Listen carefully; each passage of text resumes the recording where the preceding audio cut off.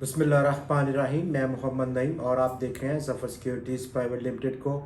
एक बार फिर से आपको खुशामदीद कहेंगे आपने इस रेगुलर प्रोग्राम मार्केट्स अपडेट में, और बात करेंगे आज के मार्केट के बिहेवियर पर।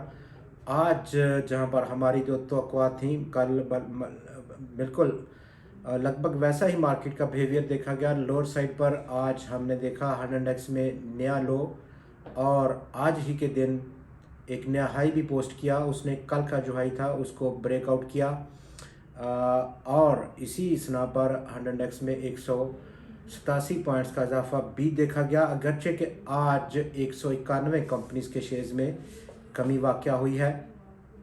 लंबी लिस्ट रही, लेकिन इवेंचुअली आखिरी एक घंटे में मार्केट का सेंटीमेंट इंतहाई तेज़ी के साथ बदला। इससे पहले through out the trading session हमने देखा कि 100 इंडेक्स में एक उतार चढ़ाव का ऐसा सिलसिला देखा गया। बहुत कम गहमा गहमी देखी गई, लेकिन कारोबार के आखिरी एक घंटे में ज़बरदस्त तेज़ी के साथ इजाफा हुआ, और आज का वो इजाफा एंग्रो कॉरपोरेशन के नाम रहा, जिसने मजमूई तौर पर आज के 187 पॉइंट्स के इजाफे में 121 पॉइंट्स की कंट्रीब्यूशन दी है। और पीपीएल और ओजीडीसी आज लगभग हमारी जो तवक्कुआत थी कल वो फारग हो गए। दोनों स्टॉक्स आज मनफी क्लोज हुए हैं। बहुत ज़्यादा ओवरबॉट कंडीशंस थी दोनों स्टॉक्स की। मज़ीद अब थोड़ा सा प्रॉफिट टेकिंग का सिलसिला रह सकता है इन स्टॉक्स में आने वाले दिनों में। जबकि टीआरजी पाकिस्तान ने एक बार फिर से उड़ान बढ़ी है, लेकिन ये उड़ान उसने वो गैप जो 11 और 14 नवंबर को छोड़े थे वो फिल करने के बगैर बढ़ी है। फिल वक्त जो टीआरजी का रेजिस्टेंस है वो 152-153 रुपए की सतह पर देखा सकता है। हो सकता है कि इस सतह से ऊपर एक फॉल्स ब्रेकआउट भी हो, लेकिन फ्रेश इन्वेस्टमेंट के लिए इस सतह से ऊपर ब्रेक करना और एक अच्छे और साउंड वॉल्यूम्स के साथ करना, ताकि ये ब्रेकआउट एक ताकतवर ब्रेकआउट हो, बहुत ज़रूरी है, जिसका इंतज़ार किया जाना इंतहाई ज़रूरी हो सकता है, ताकि आपकी इन्वेस्टमेंट सेफ़ हो, महफूज हो, रिस्क उसमें कम से कम हो। ख़बरों में अगर हम देखें तो आज IBEX ने उन कमेंट्स को, उन ख़बरों को पर कमेंट करने पर इनकार कर दिया जो कि उसकी एक्विजिशन या उसको ख़रीदारी करने के मामले में थी।